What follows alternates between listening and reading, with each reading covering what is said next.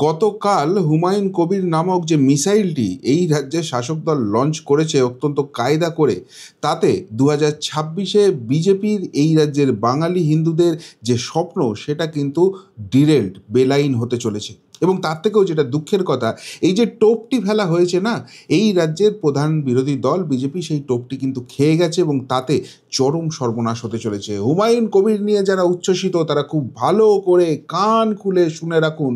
হুমায়ুন কবিরকে অত্যন্ত প্ল্যান করে এই জায়গায় মিডিয়া ফোকাস করে দেওয়া হয়েছে এবং এর একমাত্র লক্ষ্য হচ্ছে হিন্দু ভোটে বিভাজন করা এবং তার মাধ্যমে 2026-এ আর একবার নির্বাচনী বৈতরণীটা পার করা। যদি হুমায়ুন কবির এপিসোডটা খুব ভালোভাবে না বোঝেন, নিজে সাবধান না হন, অন্যকে সাবধান না করেন, তাহলে 2026-এর নির্বাচনটা মিটে যাওয়ার পর কপাল চাপড়ানো ছাড়া আর কিচ্ছু করা থাকবে না। এক এক করে ক্রোনোলজিটা বুঝুন। কালকে সারা দিন ধরে যেটা হয়েছে, আমি অত্যন্ত সন্তর্পণে পুরো জায়গাটার দিকে চোখ রেখেছিলাম। প্রথম স্টেপ যেটা হলো সেটাই কিন্তু চমকে দেওয়ার, এবং এটা যে প্রি প্ল্যান্ড, এটা যে 2026-এর লক্ষ্য রেখে এবং হুমায়ুন কবির একদম শাসক দলের সাজানো চিত্রনাট্য অনুযায়ী খেলছে, প্রমাণ হয়ে যাচ্ছে প্রতিটা পদে। প্রথমেই কি হলো, ভরতপুরের বিধায়ক হুমায়ুনকে সাসপেন্ড করলো তৃণমূল, দল সম্পর্ক রাখবে না জানালেন ফিরহাদ। আচ্ছা, এর আগে তৃণমূল কংগ্রেস থেকে যারা সাসপেন্ড হয়েছেন কাদের নিয়ে ঠিক সাংবাদিক বৈঠক করা হয়েছে? ম্যাক্সিমামের ক্ষেত্রেই একটা বিবৃতি জারি করে দেওয়া হয়েছে, মিডিয়াতে প্রচার হয়ে গেছে, এবং খুব বেশিও যদি হয় তাহলে ওই দলের যিনি সহসভাপতি আছেন, কচুবনে লাতখোর ব্যক্তি বা অন্য কাউকে দিয়ে এটা করিয়ে দেওয়া হয়েছে। কিন্তু ভালো করে খেয়াল করে দেখুন, অত্যন্ত নাটকীয়ভাবে যখন হুমায়ুন কবিরের এলাকায় খোদ মুখ্যমন্ত্রী যাচ্ছেন এবং সেখানে হুমায়ুন কবিরকে ডাকা হয়েছে, তার আগে সকালে নাটকীয়ভাবে ফিরহাদ হাকিম, দলের অন্যতম সর্বোচ্চ নেতা, তাকে দিয়ে সাংবাদিক বৈঠক করানো হলো এবং সেখানে দোহাই দেওয়া হলো যে তৃণমূল কংগ্রেস একটা সেকুলার দল, তার সঙ্গে হুমায়ুন কবিরের এই যে ধর্মীয় রাজনীতি রয়েছে, এই যে চরম মৌলবাদী রাজনীতি রয়েছে, সেটা খাপ খায় না। সেই জন্য হুমায়ুন কবিরকে তৃণমূল থেকে বিতাড়িত করা হলো। এবার প্রশ্ন নাম্বার 1, যিনি সাংবাদিক বৈঠক করছেন সেই ফিরহাদ হাকিম, তার নিজের বক্তব্য কী ছিল? যে যারা মুসলিম ধর্মে জন্মগ্রহণ করেননি এই পশ্চিমবঙ্গের মানুষ, তারা দুর্ভাগা। কি বক্তব্য ছিল তার বক্তব্য ছিল যারা অন্য ধর্মে রয়েছেন তাদেরকে তিনি দাওয়াতে ইসলাম দিচ্ছেন, ইসলাম ধর্ম গ্রহণ করতে বলেছেন। এটা কোন সেকুলারিজমের লক্ষ্য? সেই ফিরহাদ হাকিম যখন সেকুলারিজমের কথা বলে হুমায়ুন কবিরকে সাসপেন্ড করেন, তখনই কি সন্দেহটা জাগে না?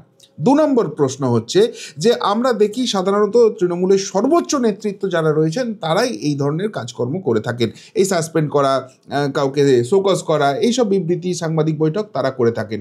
এবং সেখানে আমরা কখনো দেখি ওই 3.5 বছরের জেল খাটা আসামি, কখনো দেখি লিপস্টিক পিসি, এই সব ব্যক্তিদের। কালকে হুমায়ুন কবিরকে যখন তাড়ানো হলো দল থেকে, কে এলেন ফিরহাদ হাকিম, এবং তার সঙ্গে 2 জন সহযোগী কারা? একজন হলেন আখরুজ্জামান, একজন হলেন নিয়ামত শেখ। কোন জায়গাকার বিধায়ক আপনারা জানেন এদেরকে? কিন্তু নামগুলো ভালো করে খেয়াল করুন। অর্থাৎ একটা ঠিক সাজানো গোছানো চিত্রনাট্য যে হচ্ছে এই জায়গা থেকেই সেটা কিন্তু প্রমাণিত হয়ে যাচ্ছে। এবার 2 নম্বর জায়গাটা দেখুন, যে মুহূর্তে সাসপেন্ড করা হলো তারপর এই হুমায়ুন কবির তার কি ঔকাত রয়েছে, তার স্ট্যাটাসটা কি? সেইখানে খোদ দলের সর্বোচ্চ নেত্রী তিনি সেই এলাকা থেকে বক্তব্য রাখছেন, পচা ধান সরিয়ে দিয়েছি, বহরমপুরে দাঁড়িয়ে গদ্দার হুমায়ুনকে বিঁধলেন মমতা। যথারীতি এটা নিউজ ফিডে চলে এলো, হাইলাইট হলো। এবার রাজনীতির একটা বেসিক শর্ত হচ্ছে, একটা বেসিক রুল হচ্ছে, আপনি যার নামটা মুখে নিচ্ছেন তাকে আপনি সর্বোচ্চ পর্যায়ের মর্যাদা দিচ্ছেন। আপনার বিরোধী হোক, কিন্তু যখন আপনি নাম নিয়ে কাউকে আক্রমণ করছেন, তার মানে তাকে আপনি রীতিমতো পাত্তা দিচ্ছেন। তো মমতা বন্দ্যোপাধ্যায় যে স্টেশনের রাজনীতিবিদ, তার সঙ্গে হুমায়ুন কবির কোনো রকমই খাপ খায়? একটা কথা চিন্তা করুন, এই হুমায়ুন কবির প্রথমে কংগ্রেসের বিধায়ক ছিলেন, তারপর তাকে তৃণমূলে নিয়ে আসা হলো, মন্ত্রী করা হলো এবং উপনির্বাচনে তৃণমূলের টিকিটে লড়লেন, হেরে গেলেন।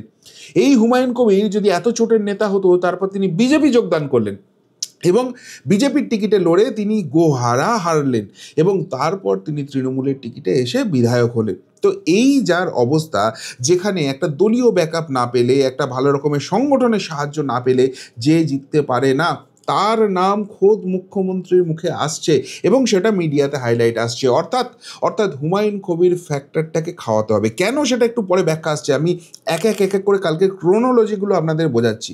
এবং এরপর হুমায়ুন কবিরের অ্যাক্টিভিটিটা ভালো করে মন দিয়ে দেখুন। তিনি কি করলেন? প্রথমেই যেটা তিনি করলেন সেটা হচ্ছে মমতাকে প্রাক্তন করব, সাসপেন্ড হই। হুমায়ুন কবিরের চরম হুঙ্কার। কি বললেন মুখ্যমন্ত্রী? মমতা ব্যানার্জিকে প্রাক্তন করে দেবে। হুমায়ুন কবিরের এত বড় ক্ষমতা হয়ে গেছে। দেখুন, এই রাজ্যের এই মুহূর্তের সবথেকে বড় শক্তিশালী রাজনৈতিক প্রতিপক্ষ তৃণমূলের বিজেপি, তারা এই তৃণমূলের সামনে নাকানি চোবানি খাচ্ছে। 2026-এ কী হবে সেটা অন্য প্রসঙ্গ, কিন্তু এখনও অবধি কীভাবে করছে সেটা অন্য প্রসঙ্গ, কিন্তু এখনও অবধি কিন্তু নাকানি চোবানি খাচ্ছে। সেখানে হুমায়ুন কবির তিনি কি বলছেন? তিনি খুব বেশি হলে তার ওই যে রেজিনগর ভরতপুর এলাকা রয়েছে সেইখানে কিছুটা তার প্রভাব আছে, এর বাইরে মুর্শিদাবাদে হয়তো সামান্য প্রভাব আছে, তার থেকেও যদি আরেকটু লম্বা করে ভাবি মুর্শিদাবাদ, মালদা, উত্তর দিনাজপুর, ব্যাস হুমায়ুন কবিরের যে যে প্রভাবের জায়গা সেটা শেষ হয়ে যাচ্ছে। এইটুকুনি জায়গায় লড়ে তিনি মমতা ব্যানার্জিকে হারিয়ে দেবেন। এবার আমি একটা একটা একটা ভবিষ্যতের কথা বলছি আপনাদের। ধরুন 2026-এর নির্বাচন হয়েছে, সেখানে তৃণমূল কংগ্রেস 130টা আসন পেয়েছে, 140টা আসন মতো পেয়েছে বিজেপি, এবং হুমায়ুন কবিরের দল 20-22টা আসন পেয়ে গেছে। তো মালদা, মুর্শিদাবাদ আর উত্তর দিনাজপুরে লড়বেন। তো সেই হুমায়ুন কবির কি তখন বিজেপিকে সাপোর্ট করবে, নাকি মমতা বন্দ্যোপাধ্যায়ের হাত ধরবেন, তাকে মুখ্যমন্ত্রী হতে সাহায্য করবেন? অত দূরে ছেড়ে দিন। ধরুন বিজেপি আরও ভালো ফল করেছে, 146টা আসন পেয়ে গেছে। তৃণমূল কংগ্রেসও 146টা আসন পেয়েছে, আর 2টো আসন পেয়েছে হুমায়ুন কবির। হুমায়ুন কবির নিজে জিতেছেন এবং তার দল থেকে বা নির্দল হিসেবে আরেকজনকে জিতিয়ে এনেছেন মুর্শিদাবাদ থেকে। 2টো আসন আছে। তাহলে এখন যাকে হুমায়ুন কবির সাপোর্ট করবেন তিনিই সরকার করবেন, 148 পেলেই তো সরকার হয়ে যাবে। তাহলে এই জায়গাতে হুমায়ুন কবির কি বিজেপিকে সাপোর্ট করবেন নাকি তৃণমূলকে সাপোর্ট করবেন? একদম বাস্তবটা ভেবে বলুন। তাহলে যেখানে হুমায়ুন কবিরের ভবিষ্যৎ তৃণমূল ছাড়া আর কিচ্ছু নেই, সেখানে তৃণমূল তাকে সাসপেন্ড করছে এবং বেরিয়ে তিনি হুঙ্কার করছেন মমতা বন্দ্যোপাধ্যায়কে প্রাক্তন করব। জায়গাটা ভালো করে বুঝুন। উত্তরবঙ্গে যেখানে বিজেপির শক্ত ঘাঁটি আছে সেখানে হুমায়ুন কবির কিছু করতে পারবেন? জঙ্গলমহলে যেখানে বিজেপির শক্ত ঘাঁটি আছে কিছু করতে পারবেন? যেটুকুনি যা করবেন মালদা, মুর্শিদাবাদ, উত্তর দিনাজপুর, এর বাইরে তো কিছু করার ক্ষমতা নেই। এবং সেখানে যে কটা সিট তৃণমূলের মাইনাস হবে, সেই সিট যদি হুমায়ুন কবিরের দিকে যায়, এই হুমায়ুন কবির যখন আলটিমেটলি সময় আসবে সেই তৃণমূলকে সাপোর্ট করবেন। তাহলে এই হুমায়ুন কবির কি করে মমতাকে প্রাক্তন করার কথা বলছেন, কেন বলছেন, ভালো করে বুঝুন। এরপর আর একটা জিনিস চাই, সেই জিনিসটাও মারাত্মক। সেটা হচ্ছে এটা যে পুরোপুরি বিজেপির হাত ধরে হচ্ছে এবং বিজেপিকে তিনি সমর্থন করবেন, সেই জায়গাটা হুমায়ুন কবিরও যেরকম বলছেন, তৃণমূল কংগ্রেসও সেই জায়গাটাকে এস্টাবলিশ করতে উঠে পড়ে লেগে গেছে। বিজেপির মুখ্যমন্ত্রী চাই হুমায়ুনের ঘোষণায় মমতার ভবিষ্যৎবাণী মিলে গেল। বারবার বলা হচ্ছে যে বিজেপি পিছন থেকে টাকা দিয়ে খেলছে, সেই জন্য হুমায়ুন কবির এত সব কিছু করছে। হুমায়ুন কবির আসলে বাংলায় একটা আইমিম হতে চাইছে, বিজেপির বি টিম হতে চাইছে, এটাই তো তৃণমূল কংগ্রেস প্রচার করছে। অথচ আপনাদের দেখিয়ে দিলাম যে হুমায়ুন কবির কিন্তু ভবিষ্যতে যদি সুযোগ আসে সেই মমতা বন্দ্যোপাধ্যায়ের হাত ধরবেন। এখন বিজেপির মুখ্যমন্ত্রী চাই এই জায়গাটা যখনই হবে, তাহলে বিজেপির ক্ষতিটা কোথায় হয়ে যাচ্ছে? হুমায়ুন কবিরের মতো একজন মানুষ যে বলে যে ওই মুর্শিদাবাদে যারা 30% আছে অর্থাৎ হিন্দুরা, তাদেরকে কেটে ভাগীরথী জলে 2 ঘন্টার মধ্যে ভাসিয়ে দেব, সেই জায়গা থেকে বিজেপির মুখ্যমন্ত্রী চায় এইরকম একটা লোক, এরকম একটা মানুষ যে চরম হিন্দু বিরোধী, তার সঙ্গে বিজেপি গড়াপেটা করছে, তার সঙ্গে হাতে হাত মেলাচ্ছে, তাকে পিছন থেকে সাহায্য করছে। তাহলে হিন্দুদের আস্থা বিজেপির উপর কি হবে? হিন্দু ভোটটাকে কিভাবে ক্র্যাক করা হচ্ছে সেই জায়গাটা ভালো করে ভেবে দেখুন। এবার আর একটা জায়গা আপনাদের দেখায়। হুমায়ুন কবির বলছে মমতা আমার এই দুটো ক্ষতি করতে পারে। ঠিক কী আশঙ্কা করছেন হুমায়ুন কবির বলছেন তাকে মমতা ব্যানার্জি অ্যারেস্ট করতে পারেন, এমনকি লোক লাকিয়ে খুন করে ফেলতে পারেন। এই কথা বলার পর হুমায়ুন কবির বাইরে বুক ফেলিয়ে ঘুরে বেড়াচ্ছে। এবার ভালো করে একটা মাথায় কথা ঢুকিয়ে নিন, সেটা হচ্ছে যারা রাজনৈতিকভাবে এই তৃণমূল কংগ্রেসের বিরুদ্ধে লড়ছেন বা তৃণমূল কংগ্রেসের অস্বস্তির কারণ হয়ে উঠছেন, তাদেরকে এই তৃণমূল কংগ্রেস ঠিক কী ট্রিটমেন্ট করছে। শুভেন্দু অধিকারীর কথা ধরে নিন, তার বিরুদ্ধে কতগুলো মামলা আছে, তাকে চেন ছিনতাইয়ের মামলা অবধি দেওয়া হয়েছে। ভাবতে পারছেন কীভাবে জড়ানো হচ্ছে? এই হুমায়ুন কবিরের গায়ে এখনও অবধি একটা খরচ এসছে, একটা স্ক্র্যাচ অবধি এসছে? আসেনি। আর সেই হুমায়ুন কবির বলছে আমাকে নাকি খুন করে ফেলতে পারে, আমাকে নাকি জেলে ঢুকিয়ে দিতে পারে, তারপরেও হুমায়ুন কবির বাইরে ঘুরছে। কোথাও একটা থানাও কোনো মামলা হয়েছে সারা পশ্চিমবঙ্গে? অর্থাৎ হুমায়ুন কবিরকে কিন্তু একদম তুলোর বিছানায় সুন্দর করে প্রজেক্ট করা হচ্ছে, একটা ছদ্ম মমতা বিরোধী এবং ছদ্ম বিজেপি প্রেমী মানুষ হিসেবে তুলে ধরা হচ্ছে। এবং এই রকম একটা মানুষ যখন বিজেপিকে সাপোর্ট করছে বা বিজেপি এরকম মানুষকে সাপোর্ট করছে, এইটা হিন্দুদের কাছে যখন বার্তা যাবে তখন সেই জায়গা থেকে এই ভোটটায় ভাঙন হবে, সেই খেলাটাই কিন্তু শুরু হয়ে যাচ্ছে। তো এই হুমায়ুন কবিরকে সাসপেন্ড করা হচ্ছে এখন বাবরি মসজিদ করবে বলে। আচ্ছা, বাবরি মসজিদ তো প্রথম কথা ভারতবর্ষে করা যায় না, সেটা অন্য প্রসঙ্গ। এইটা যদি চরম একটা ইসলামিক ব্যাপার হয়, চরম একটা মৌলবাদের জায়গা হয়, তৃণমূল কংগ্রেসের অসুবিধাটা কোথায় আছে?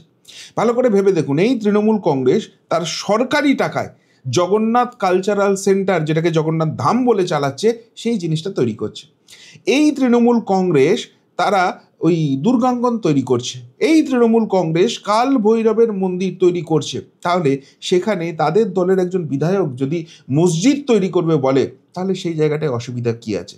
সেই জায়গায় সাম্প্রদায়িকতা কি ব্যাপার থাকছে? কোনো ইস্যু থাকছে না।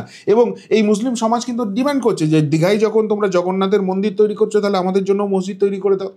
তাহলে সেই জায়গায় যদি হুমায়ুন কবির তৈরি করে, তো অসুবিধা কিছু নেই।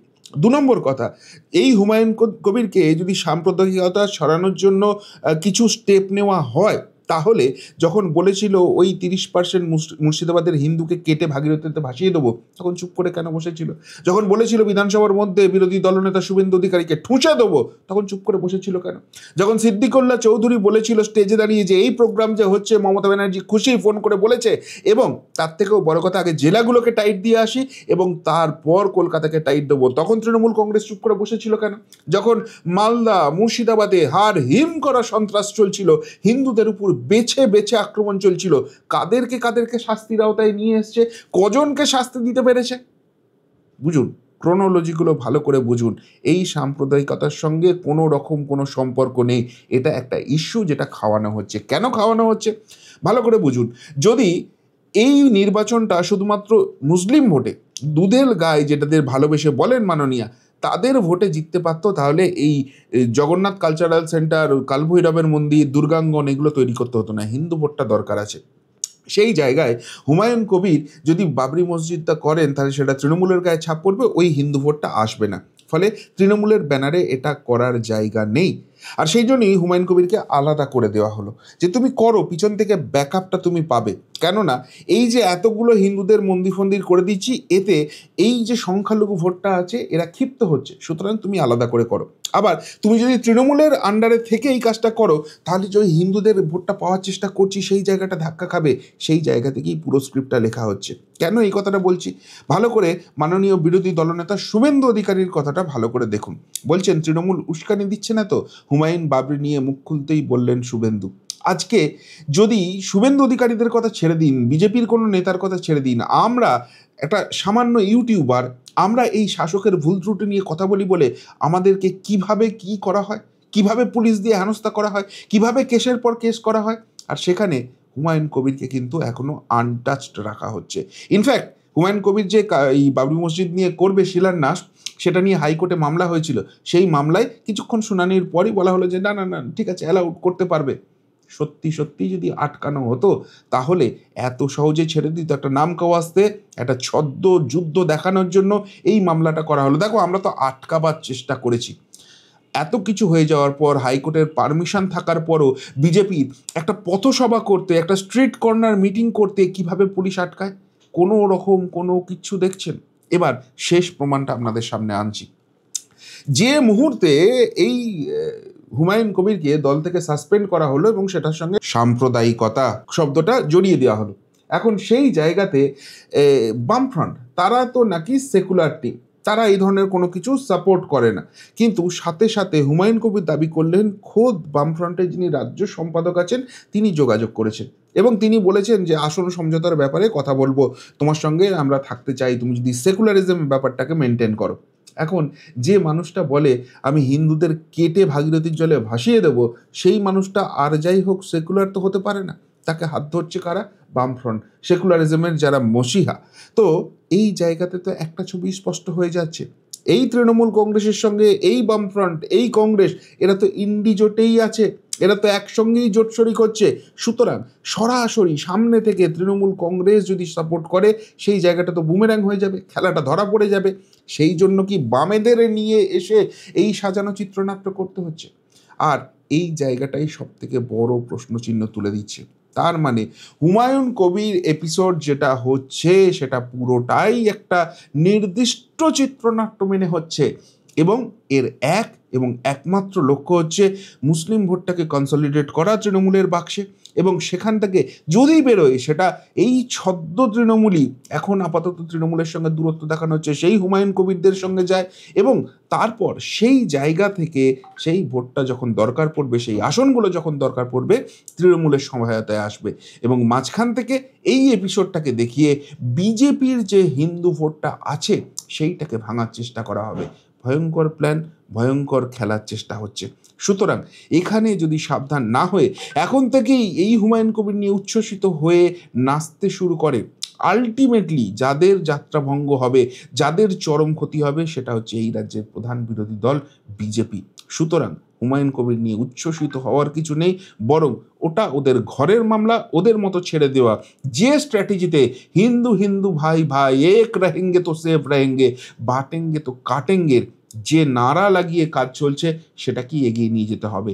না হলে 2026-এ সখাত সলিলে ডুবতে হবে হুমায়ুন কবির নামক পচা শামুকে পা কেটে। পুরো জিনিসটা ভণ্ডুল হয়ে যাবে, এবং সেটার জন্যই কিন্তু এই মাস্টার প্ল্যান রচনা করা হয়েছে। কি বলবেন পুরো ব্যাপারটা নিয়ে? যদি কিছু বলার থেকে অবশ্যই কমেন্ট বক্সে কমেন্ট করে জানাবেন। এখনকার মতো এখানেই শেষ করলাম, ফেরত আসছি নতুন প্রতিবেদন নিয়ে খুব তাড়াতাড়ি। ভালো থাকবেন, সাথে থাকবেন, পাশে থাকবেন। নমস্কার।